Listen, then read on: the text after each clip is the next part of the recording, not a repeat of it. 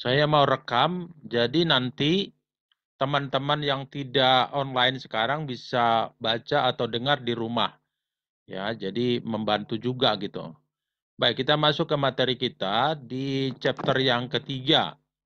Chapter yang ketiga ini mengenai pengangkutan lewat laut atau by sea atau bisa juga dikatakan kadang by ocean, ya. Lebih mudah mengatakan by ocean ya daripada by sea ya. Oke, carriage of goods by sea. Uh, yang A, the organization for the market for shipping service ya. The feature of the charter and liner service, ini kapal-kapal yang di charter. Kadang-kadang kita kalau ada barang big bulk, barang besar, kadang-kadang kita harus charter baik itu kapal laut maupun pesawat udara. Saya pernah charter satu kapal dari Jerman itu untuk mengangkut barang trafo dari Klender PT Unindo. Itu benar-benar barangnya besar-besar semua dan dimasukkan dalam satu kapal ya. Enaknya begitu, untungnya gede banget gitu. Waktu itu tahun berapa itu hanya 2 orang kami kerja itu hampir dapat keuntungannya hampir 700 juta gitu ya.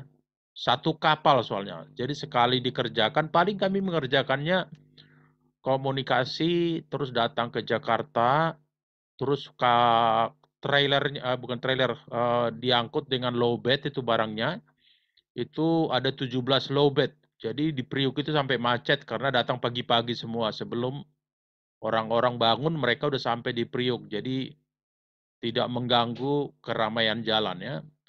Kemudian the structure of the liner conference system. Tapi sebenarnya ini sekarang yang Anera namanya, Anera itu udah tidak berlaku lagi, di mana ada seperti blok-blok daripada pelayaran.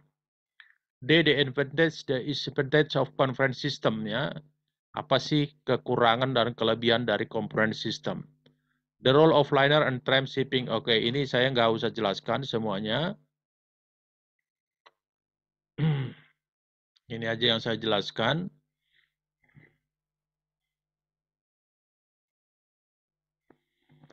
Pengiriman melalui laut dapat diterapkan pada semua jenis muatan ya, hampir semualah jenis muatan, termasuk barang komersial, barang dagang, dan juga barang-barang industri, selain juga barang milik pribadi atau personal effect. Kalau duta besar pindah gitu, ini namanya personal effect ya untuk embassy.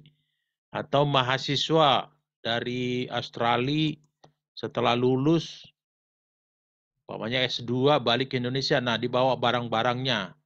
Atau TKI umpamanya dari Arab Saudi balik ke Indonesia, dia bawa, itu namanya personal goods atau barang barang pribadi, barang pindahan. Namanya barang pindahan itu tidak mungkin baru, harus bekas ya. Kalau barang baru itu bukan pindahan, itu buat jualan. Dan itu bea cukai akan cek. Kalau dia barang baru itu ditolak sama bea cukai. Dianggap membeli barang untuk dijual. Jadi namanya barang bekas atau personal effect, personal goods ini itu biasanya harus bekas ya, namanya barang dipakai di rumah gitu ya. Seperti furniture, baju, mobil, macam-macam lah ya, namanya juga barang pindahan, meja, sampai kadang-kadang sapu ijuk juga ya. Kami dulu pernah mengirimkan barang bos kami satu kontainer gitu sampai sapu ijuk, sendal juga dibawa semuanya gitu ya. Bahkan kadang-kadang anjing hidup juga dibawa tapi naik pesawatnya, anjingnya. Biaya pengiriman akan sangat ditentukan oleh ukuran peti kemas ya. Ada ukurannya kan 20, 40, 40 high cube, 40 open top, 40 flat track dan macam-macam ya. Ada juga barang-barang yang 50 juga ada. Jadi tergantung berat muatan, termasuk juga volumenya berapa gitu ya. Kalau 20 itu yang pendek itu panjangnya itu berapa? 6 kaki itu maksimal 29 sampai 30 kubik. Kalau 40 standar maksimal 59. Kalau 40 high cube bisa sampai 65 kubik gitu ya. Jangan juga untuk 20 udah muat ditarik yang 40. Kontainer panjang nanti isinya jadi kosong separoh gitu ya. Kemudian dokumen yang diperlukan, transportasi yang digunakan ya baisi ada yang menggunakan feeder, umpamanya dari sini ke Singapura menggunakan kapal kecil yang disebut dengan feeder vessel. Nanti dari Singapura ke luar negeri atau ke Toronto, Hamburg, Rotterdam, Bremerhaven itu bisa menggunakan mother vessel atau kapal besar. Jadi di Singapura itu seperti hub gate. Jadi dari Malaysia datang ke Singapura dengan kapal kecil, dari Brunei datang, dari Vietnam datang ke Singapura, dari Bangkok datang ke Singapura menggunakan feeder vessel. Nanti di Singapura dimuat semua kepada namanya mother vessel, mother itu ibu ya, atau ocean vessel ya, dari dan menuju pelabuhan tentunya ya, menuju pelabuhan. Oke, ini contohnya ini pelabuhan ini kapal ya. Ini contoh-contohnya kapal, tentu ini yang dimuat. Ini contoh pelabuhan di Rotterdam ini, begitu ramainya ya. Tentu ini yang tadi yang kita pelajari, by sea. Hampir semua barang bisa jenis barang ya, by vessel, by ocean, lewat laut ya. Ini kontainer-kontainer. Tapi ada juga yang bukan pakai kontainer, ada yang break bulk ya, ada barang-barang seperti minyak, BBM, atau ada juga seperti tepung, kan itu tepung tidak di dalam kontainer, bisa curah gitu. Bisa juga kacang hijau atau kacang tanah, bisa juga seperti apalagi ya, yang curah-curah itu entah itu semen. Kalau semen sih biasanya menggunakan sak ya, tapi aspal dan lain-lain, oli seperti itu. Ini pelabuhannya complicated. Ini pelabuhan di Rotterdam. Pelabuhan di Rotterdam itu adalah paling ramai di Eropa, bahkan di seluruh dunia termasuk. Ya, dikatakan bahwa pelabuhan Rotterdam itu adalah gate atau gerbang untuk Eropa. Ya, kalau pelabuhan lautnya namanya Rotterdam, kalau pelabuhan udara mereka itu di Amsterdam, Schiphol kalau nggak salah ya namanya ya. Ya, jadi cukup besar nih. Kadang-kadang untuk ke Jerman kita turunkan di sini, umpamanya ke Düsseldorf. Düsseldorf itu kan nggak ada laut, tapi darat. Jadi kita turunkan di Rotterdam, nanti dikirim lewat darat atau trailer atau kereta api menuju ke Düsseldorf ya. Ada dua jenis pengiriman melalui laut ya, ada LCL. LCL itu singkatan dari Less Than Container Load. Berarti dia tidak full satu kontainer, tapi beberapa ya, beberapa. Contohnya ini ya, ada LCL. Ini mungkin PT ABC gitu ya. Ini yang punya ini dua ini PT ABC ya. Kemudian mungkin ini juga sama ABC juga, tapi yang ini mungkin PT yang lain lagi. Yang ini PT yang lain. Nah, ini kan LCL, LCL. Tadi LCL yang punya pengertian bahwa itu adalah less atau kurang dari container load ya, kurang. Ya, ya cuma digabung dalam satu kontainer kan PT ABC, PT D, PT F, PT R, PT M, jadi digabung dalam satu kontainer. Itu ya. Kalau full ini satu shipper ya, satu shipper bisa satu consignee atau satu pembeli ya. Kalau ini tadi beberapa shipper, beberapa eksportir dimasukkan ini kan ini satu, ini dua, ini tiga, ini empat, ini lima. Berarti 5 eksportir yang kecil-kecil volumenya dimasukkan dalam satu kontainer. Nanti kalau dikirim ke pembelinya, bisa pembelinya cuma satu. Ya, umpamanya shipper ini A, B, C, D, E, F, G mengirim semua untuk consignee atau pembelinya Adidas, jadi satu. Tapi bisa juga ini eksportirnya di dalam kontainer ini 5, pembelinya juga bisa lebih dari satu. Nanti sampai di tujuan itu akan di stripping. Di stripping ya tentu dikirim sesuai dengan alamat dari pembelinya. Jadi ini ya pengertian kita FCL, kepanjangan dari FCL full container load, full, berarti penuh kan, full. Ya, ada LCL, less than container load. Ya, less kan kurang dari satu kontainer. Jadi biar punya pengertian yang sama dulu. Kalau ini semua biasanya yang LCL ini masuk ke dalam gudang kita barangnya. Gudangnya logistik ya, barangnya masuk ke gudang, nanti kita yang muat barang, kita bongkar dulu dari truk, kita masukin ke dalam kontainer, sama-sama digabung dengan barang-barang orang lain. Kemudian diberangkatkan. Kalau ini biasanya tidak masuk ke gudang kita, tapi kita kirimkan kontainer ke pabrik. Umpamanya pabriknya ada di Cibitung gitu ya. Kita kirimkan ke Cibitung. Nanti yang memuat itu adalah yang punya barang, yang memuat ini ke atas ke dalam kontainer ya barangnya itu. Berarti kan dalam satu pabrik tapi satu kontainer itu full. Itu namanya FCL. Full container load. Kalau ini less container load ya. Jadi ini perbedaannya biar paham dulu ya. Jadi kalau ini nggak masuk gudang. Jadi kalau di BL-nya ini nggak ada tulisan cargo receive date. Tapi kalau ini ada tulisan kapan diterima barangnya di gudang, tanggal berapa. Itu selalu ada ya. Full container load. Itu pengertiannya. Tadi di sini udah ya ada merupakan metode yang LCL ini ya, yang LCL merupakan metode atau cara pengapalan muatan di mana muatan tersebut tidak cukup untuk memenuhi isi satu peti kemas ya. Tadi tidak cukup. Umpamanya dia cuma 3 kubik ya dari PT ABC ya. Dari PTD ada mungkin 10 kubik. Nah, kan kalau nggak mungkin kalau hanya satu tadi cuma 3 kubik itu masa dimasukkan satu kontainer, nanti kosong dong kontainernya kan rugi ya.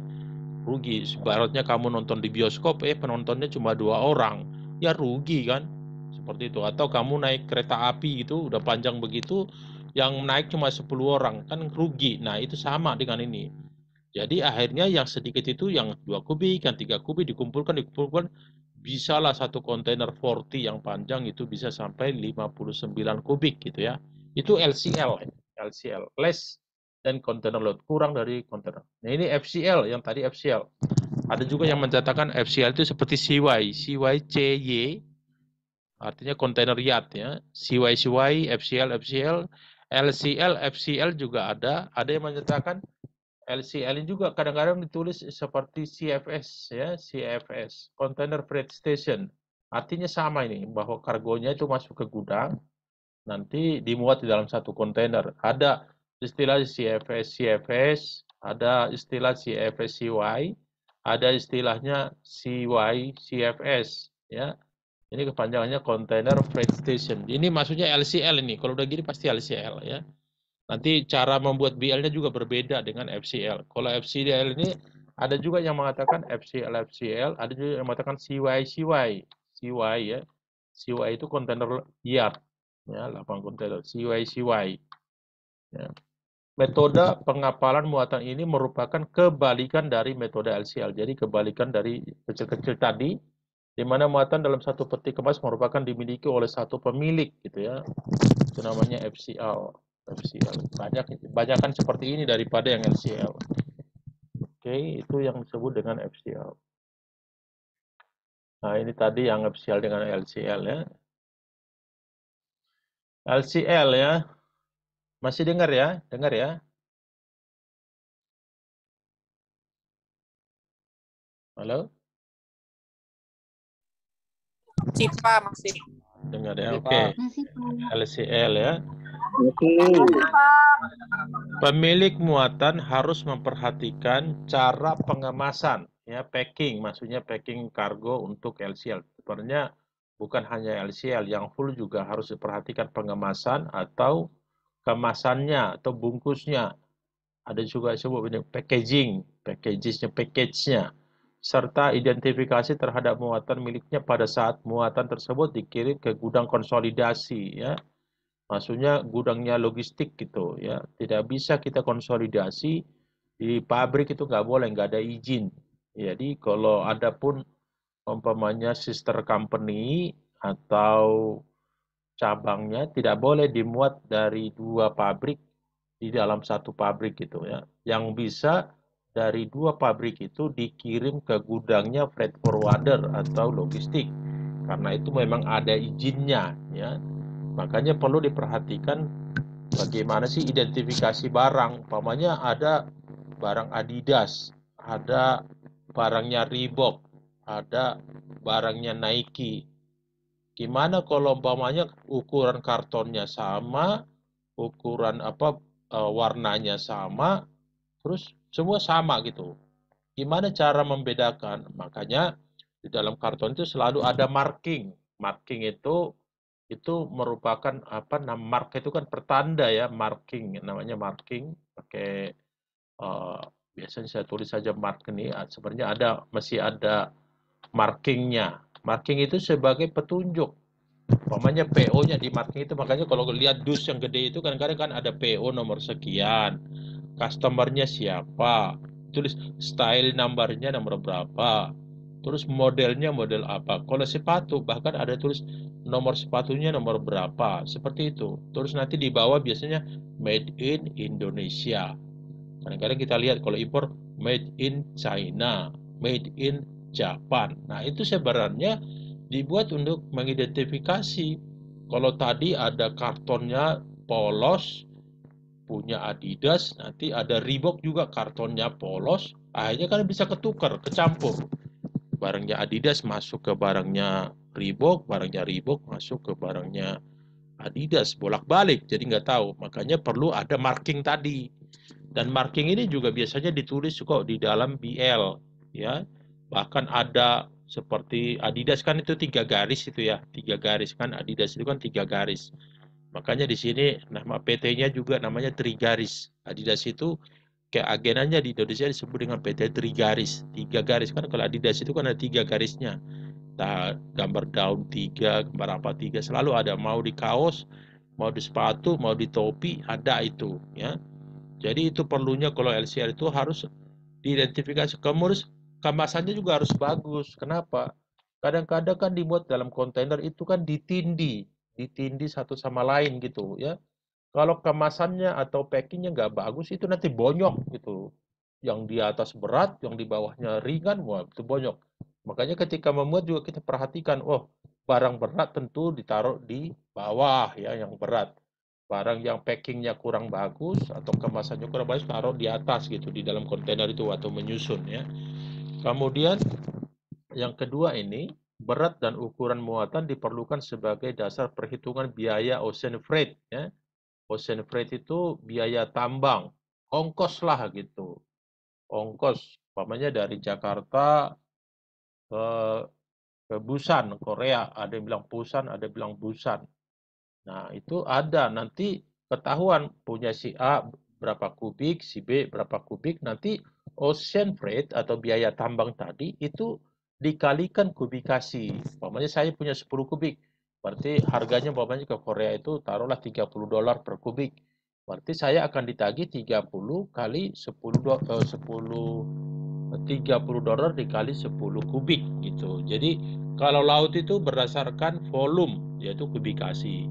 Tapi kalau udara berdasarkan kilo. Makanya kalau kalian itu kirim barang itu nanti ini dapat menggunakan kurir berapa kilo gitu kan.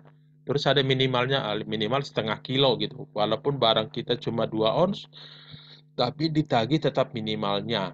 Dan itu merupakan keuntungan daripada perusahaan logistik. Dikenai minimum cuma 2 ons, dikenai umpamanya setengah kilo kan jadi untung dia ya. Gitu.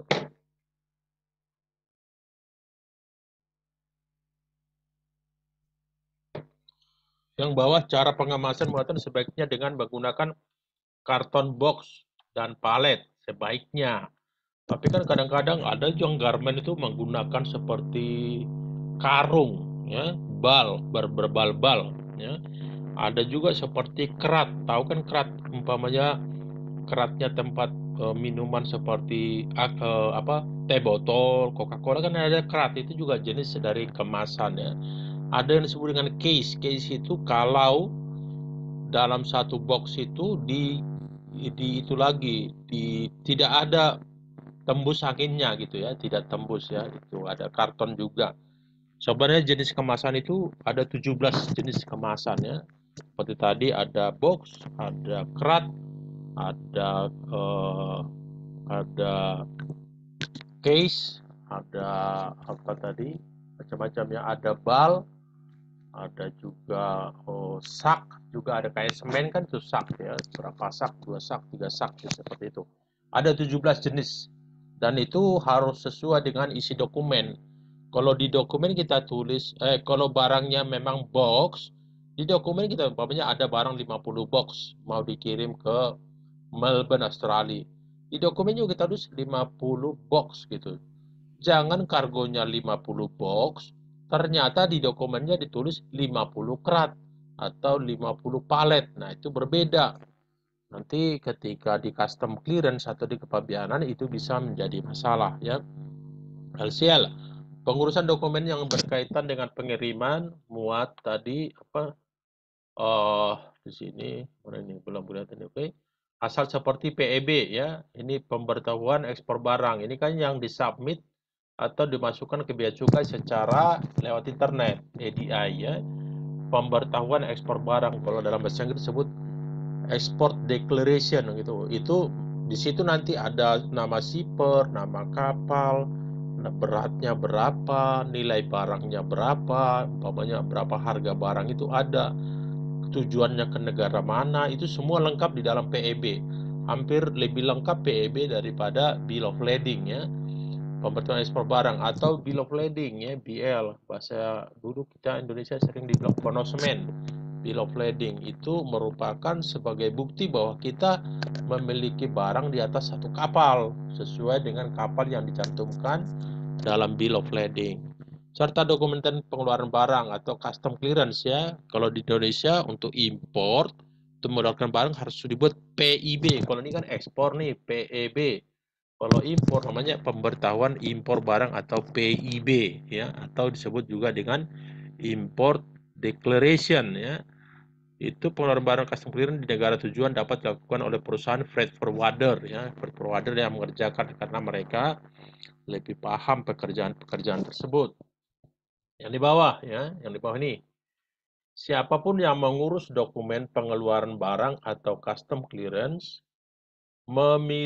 pemilik tetap bertanggung jawab ya. Jadi custom clearance atau di sini disebut dengan PPJK atau disebut juga dengan bagian custom. Nah, itu tetap bertanggung jawab, bukan dia yang bertanggung jawab, dia hanya mengurus gitu ya. Mengurus barang, mengurus atas nama si customer, makanya harus ada surat kuasa. Surat kuasa dari customer kepada pemilik atau kepada PPJK untuk mengurus barang lewat kepabeanan ya, mengurus umpamanya kalau impor tentu custom clearance gitu ya. Jadi dia yang submit dokumennya, nah, tapi ada surat kuasa. Karena di dokumen itu tidak ada nama PPJK atau freight forwarder. Jadi yang ada adalah pembeli, umpamanya nama pembeli taruhlah kita yang sering impor apa sih, umpamanya handphone handphone Samsung ya.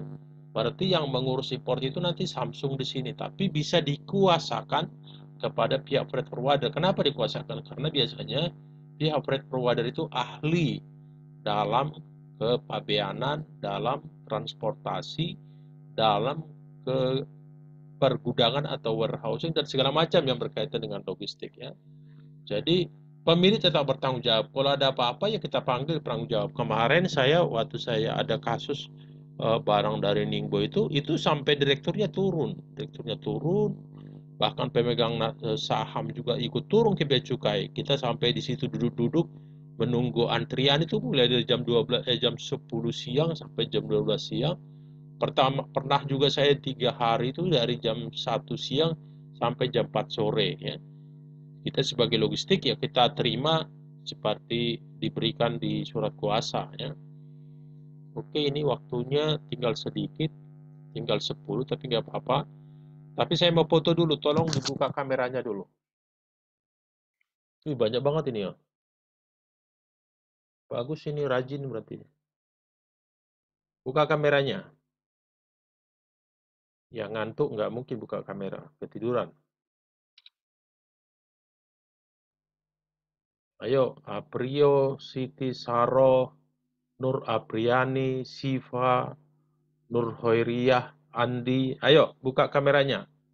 Saya mau foto.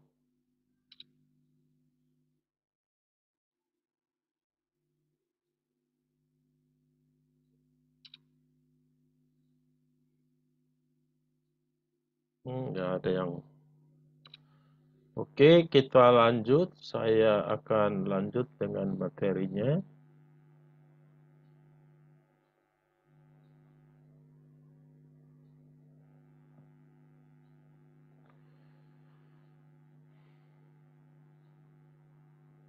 Oke, kita lanjut. Tadi LCL, sekarang FCL ya. Tadi kebalikannya. Kalau di sana kecil-kecil, ini besar-besar ya, kontainer. Dikatakan di sini pelaksanaan pemuatan tidak dapat dilakukan di lokasi pelabuhan. Harus dilakukan di gudang pemilik. Tadi saya bilangkan bahwa kita kirim kontainer ke pabrik, nanti pabrik yang memuat, itu kalau FCL. Namanya disebut juga CY atau FCL. Tapi kalau LCL tadi bukan kita kirim kontainer ke pabrik, tapi kontainer kita kirim ke gudangnya freight forwarder. Kemudian nanti yang punya barang juga si A yang 5 kubik, si B yang 3 kubik, kirimkan ke gudangnya freight forwarder. Nanti freight forwarder yang melakukan konsol ya. Konsol itu namanya menyatukan, mengumpulkan. Makanya kalau ada partai politik katanya konsolidasi. Itu sebenarnya menyatukan pendapat-pendapat dari baik itu ranting, baik itu dari wilayah, dari DPP, DPC, dan lain-lain. Ya. Keuntungan menggunakan metode pengapalan secara FCL, apa sih keuntungannya? Adalah digunakannya segel. Ya. Ada segel, segel itu seal. Dua macam, setahu saya ada dua macam seal, ada yang dari baja, tapi ada juga dari seperti sejenis plastik. Itu nggak boleh dibuka, ada nomornya. Ya. Kalau kita kirim satu kontainer dari Jakarta, tujuannya ke Southampton, ke London, ke UK gitu ya, ke Inggris, itu disegel ada nomornya. Kalau nanti barangnya tiba di Southampton, dibuka, segelnya nomornya udah berbeda, berarti ada yang mencuri. Jadi dicuri barangnya, dibuka segelnya, dicuri barangnya, nanti diganti dengan segel baru. Dan itu biasanya kalau berbeda segel yang ada di kontainer dengan segel nomor segel yang ada di dokumen, itu pasti bermasalah dengan bea cukai, tidak bakal dirilis karena dianggap bahwa itu barangnya dia, seperti itu ya, karena segelnya berbeda dengan yang di dokumen. Dari segi keamanan lebih terjamin dibandingkan dengan LCL ya, karena kalau kita stuffing di pabrik, ya dia kan tahu dong apa yang diisi, dia juga lebih. Tapi kalau di gudang konsolidasi seperti itu kan banyak orang yang punya barang tadi bisa 5 zipper dan bisa saling tindih, mana yang berat, mana yang ringan bisa bonyok gitu kan, seperti itu. Jadi lebih aman kalau dia FCL ya. Cuma tidak selalu bisa FCL. Kalau barang kita cuma sedikit, masa dibuat FCL nanti jadi rugi ya.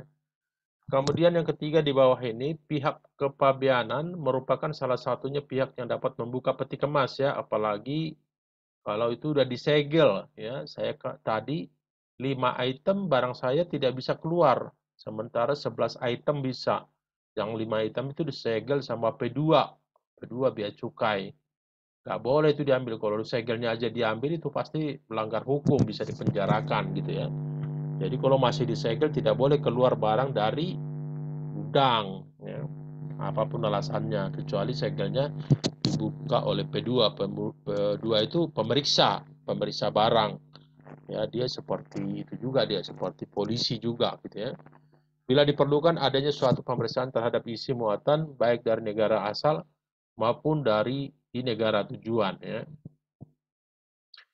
Ada beberapa jenis barang yang perlu mendapat perhatian khusus, yaitu ada barang curah yang tadi, kalau curah itu seperti apa? Seperti BBM ke kapal tank gitu kan. Bisa seperti muatannya mungkin berupa curah, baik tepung, baik BBM, baik dia seperti yang dari Kalimantan itu yang banyak pertambangan batu bara ya, pertambangan pokoknya yang banyak lah, pasir dan lain-lain ya. Kemudian peralatan berat ya, heavy lift cargo, barang-barang besar seperti tadi. Saya bilang kita pernah charter satu kapal dari Hamburg ke Jakarta untuk mengangkat 17 unit trafo dari klender dari PT Unindo ya, itu maksudnya peralatan berat. bisa juga eskavator, bisa juga motor tank, tanknya tentara untuk perang itu kan termasuk alat berat. Kadang-kadang ada juga mesin, mesin untuk kami pernah mesin Philips, Philips itu yang bolam ya, bola Philips itu diturunkan ada sampai panjangnya 40 meter gitu ya, tinggi juga, jadi hati-hati jangan sampai ketika melewati jembatan penyeberangan, totonya tingginya kena gitu, bisa putus, bisa patah gitu. Terus ada barang bernilai tinggi. Ada yang tahu nggak barang bernilai tinggi kira-kira seperti apa? Hmm? Barang bernilai tinggi, kargo lah. Ada yang tahu?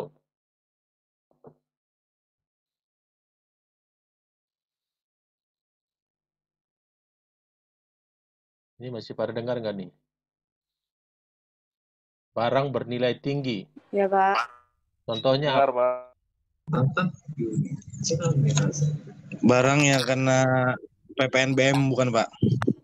Iya, pastilah. Kalau itu PPNBM, ya semua kecuali menggunakan Certificate of Origin. Iya, barang yang bernilai tinggi seperti emas. Ya kan termasuk itu kan perak, platinum, seperti itu, aluminium, dan lain-lain. Yang bernilai tinggi.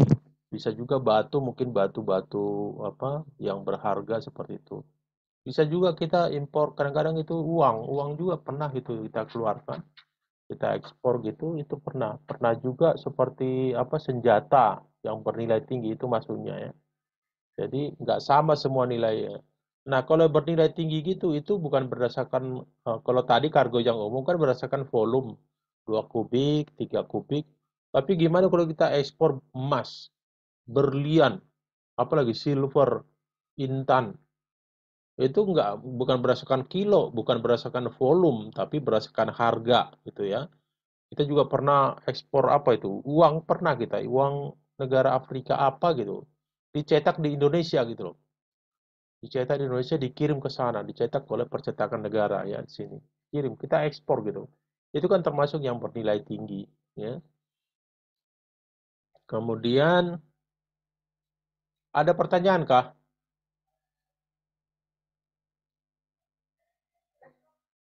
Kalau tidak ada, kita lanjut.